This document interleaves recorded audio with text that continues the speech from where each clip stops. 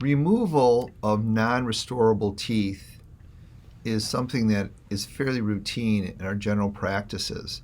So here we have a maxillary molar that needs to be extracted. Here we're using the physics forceps to attempt to remove the tooth with as little trauma as possible.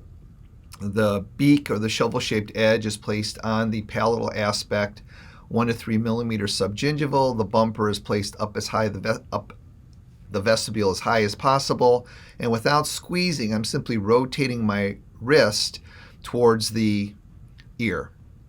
In a matter of seconds, this tooth will luxate up and out of the socket, and we're going to remove the tooth. Now, I would challenge most of us would probably remove that crown and then section the palatal, mesial, facial, distal facial roots, which is time consuming. And here in real time, we're able to remove the tooth and the entire cyst or granulation tissue around that tooth.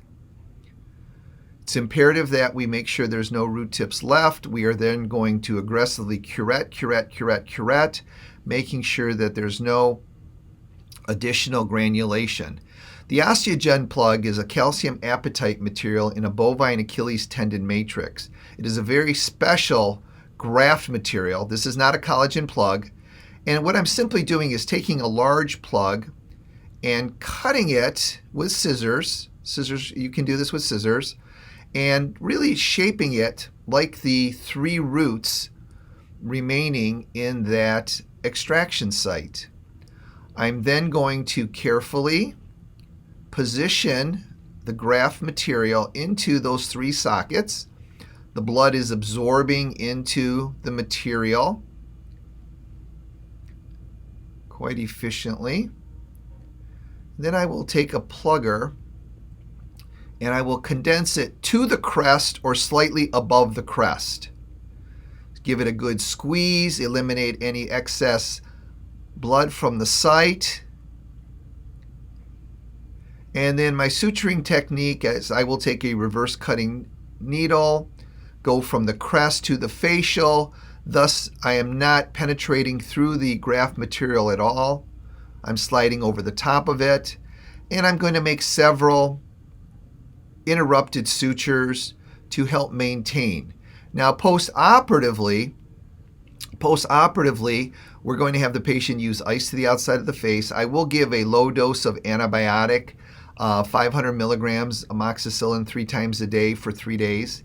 And usually 600 milligrams of ibuprofen is adequate for pain reduction following this extraction. No spitting, no straws. Stay away from crunchy foods like nacho chips and potato chips. The epithelium will grow 0.5 millimeter to 1 millimeter a day. I will see the patient in a week to remove the sutures.